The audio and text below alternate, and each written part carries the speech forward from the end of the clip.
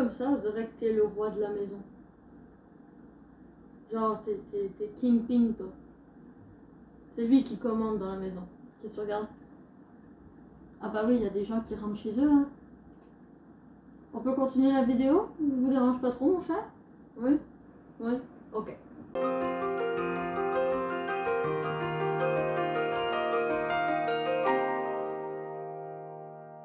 Je ne comptais pas faire de vidéo normalement sur Hawkeye. Je voulais en fait, parce que je pensais que ça allait être vraiment une série assez normale, comme qui dirait. Ça serait pas une série qui serait genre oufissime. Tu sais, je veux dire, tous les trucs de Marvel sont oufissimes. Je sais vraiment pas ce que tu fais, mais tu prends un peu de place dans la vidéo. Genre vraiment à peine, hein. Non mais t'inquiète, hein. Dérange-toi pas trop. Tu t'assois, tu te couches, tu fais quoi? Je peux commencer ma vidéo ou pas? Je disais juste que ça allait être en fait une série Marvel assez normale du temps des fêtes et que ça allait pas me rendre toute chose de l'écouter. Mais maintenant que j'ai vu l'épisode 6, je veux dire, j'ai passé par tellement d'émotions que je ne pouvais pas ne pas faire de vidéo en attendant que les vidéos de Eternal sortent. Cette vidéo va avoir des spoils. Donc si vous n'avez pas vu l'épisode 6 de Hawkeye ou si vous avez juste tout simplement pas vu Hawkeye, ça ne sert à rien de continuer dans cette vidéo parce qu'en fait je vais parler des détails de l'épisode et potentiellement des théories qui vont suivre la série Hawkeye. Donc, si vous n'avez pas vu cette vidéo, allez voir l'épisode et revenez par la suite. Donc, déjà de 1, l'épisode 6 est de loin mon préféré de tous les épisodes de la série parce que j'ai passé par tellement d'émotions. Déjà de 1, je veux dire, il y a beaucoup de moments assez dramatiques dans l'épisode et aussi beaucoup de moments comiques dans l'épisode. Je veux dire, la scène où Yelena et Kate Bishop sont ensemble dans l'ascenseur, on va se dire que c'est hilarant, c'est incroyable, j'adore. Sérieusement, j'adore l'énergie que Kate Bishop et Yelena ont ensemble et ça va justement mettre en liaison une des théories que j'ai pour la suite des événements que je vais vous parler un peu plus tard dans la vidéo. Mais tout d'abord, parlons de mon appréciation sur la série ou sur l'épisode en général. Déjà d'un, justement, les moments de drame de l'épisode m'ont énormément touchée. Déjà, juste de un, quand Kate découvre tout ce que sa mère a fait et qu'elle a une grande discussion avec Clint, je veux dire, c'est hyper dramatique. Le moment où elle parle du fait que justement, et ça c'est quelque chose que j'avais jamais vraiment réalisé de la part de Clint, et que cet épisode m'a vraiment ouvert les yeux un peu plus en profondeur sur l'importance incroyable et le courage incroyable que ce personnage a, qui passe quand même assez inaperçu. On va se dire que c'est un Avenger qui est rarement l'Avenger le plus populaire ou rarement l'Avenger que les gens sont en parmoison dessus ou quoi que ce soit.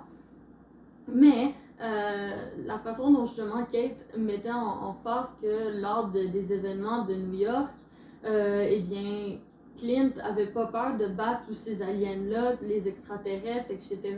Or que je veux dire, c'est un super-héros qui n'a pas de pouvoir, il a juste un talent en archer, oui, mais il n'a pas de pouvoir en particulier. Et c'est ça qui met vraiment une importance incroyable envers le personnage, c'est que ça met en phase le fait que les super-héros, c'est pas nécessairement juste des personnes avec des super-pouvoirs, que tu peux être un nobody et devenir incroyable quand même.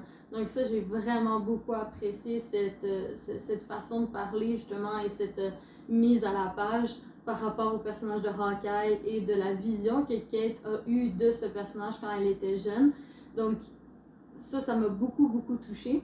Et aussi par la suite les événements avec Yelena et Clint à la fin de l'épisode où Clint fait leur sifflement secret puis qui lui raconte à quel point que Natasha aime sa sœur et qu'elle s'est sacrifiée pour sauver le monde, etc.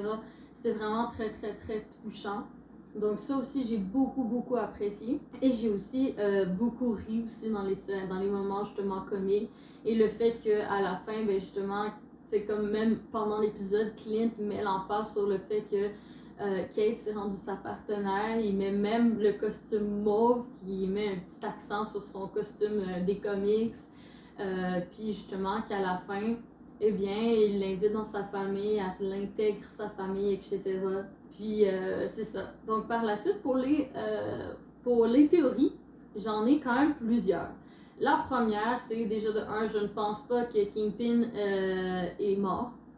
Je ne pense pas que Maya l'a tué ou elle a peut-être cru, tu sais, en lui tirant dessus qu'il est mort, puis qu'au final, il l'est pas, ou elle a tiré à côté, elle a décidé de changer d'avis, peu importe, mais je ne pense vraiment pas qu'il soit mort. Pour moi, il est encore vivant et il va justement revenir encore plus en colère puis créer encore plus de problèmes par la suite dans les événements de la MCU. Donc déjà de un, ça, je pense pas qu'il est mort. Et de deux, je crois fortement que Yelena, en fait, j'aimerais beaucoup. Parce qu'on sait pas exactement ce qui se passe avec Yelena. Il y a vraiment beaucoup de poils de chat qui volent. Okay.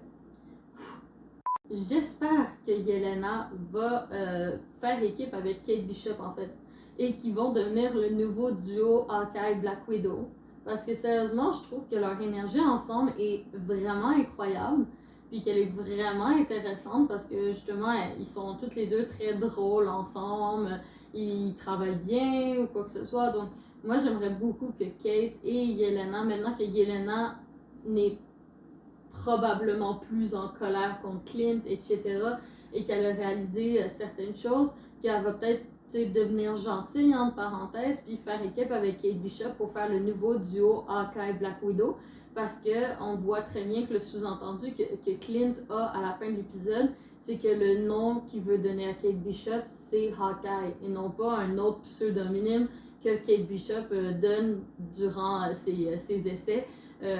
Moi, je pense que c'est justement le fait que lui, il va probablement prendre sa retraite entre parenthèses et que maintenant, la nouvelle Hawkeye, c'est Kate et non lui. Et que justement, eh bien, Hawkeye, ça vient souvent avec une Black Widow dans la MCU. Donc, ça m'étonnerait même pas que Yelena devienne la nouvelle Black Widow à un moment donné, que pendant un combat ou quoi que ce soit, elle va venir joindre Kate puis qu'ils vont réaliser qu'ils font un très bon duo ensemble, quoi que ce soit. Mais pour l'instant, on n'a pas d'indices comme quoi l'actrice de Kate Bishop et l'actrice de Yelena sont settées pour un tournage ou quoi que ce soit ensemble. Mais ou sinon, la deuxième option, ce qui serait un peu étrange, c'est que Yelena reste dans l'équipe de Valentina et qu'elle devient un Dark Avenger, qu'elle devient la Dark Black Widow. Mais je veux dire, pourquoi elle resterait dans le côté des méchantes parenthèses? Je sais pas. Je préférerais qu'elle soit avec Kate Bishop dans les Young Avengers plutôt qu'avec Valentina dans les Sinister Six ou dans les Dark Avengers ou quoi que ce soit.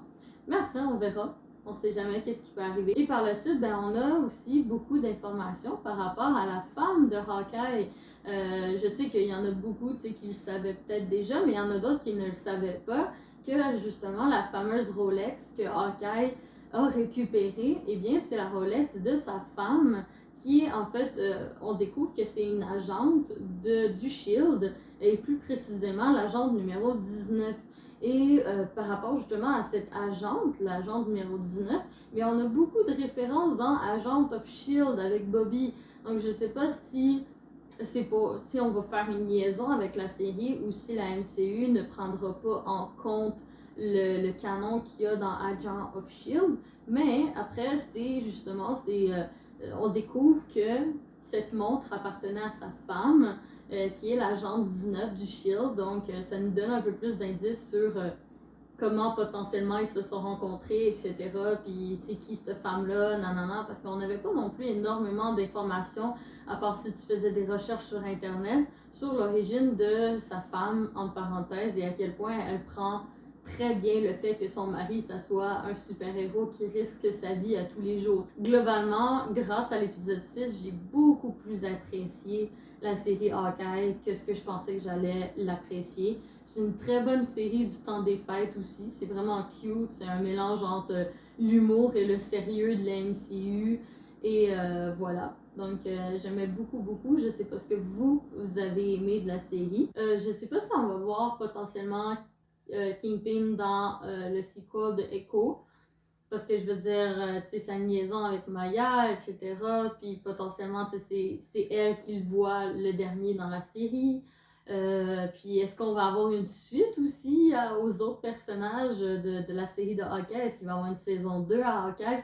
Moi, je crois pas qu'il va y avoir une saison 2 précisément sur Hawkeye. Peut-être potentiellement on va en avoir une sur les aventures de Kate Bishop avant qu'elle intègre potentiellement les Young Avengers, etc. Ou peut-être qu'on va la revoir justement dans un film ou une série à propos des Young Avengers. Mais après, je ne pense pas qu'il va y avoir précisément une saison 2 à Hawkeye en particulier. C'est pas comme Loki saison 2, genre. Donc voilà, c'est tout pour moi pour aujourd'hui. J'espère que cette petite vidéo vous a plu.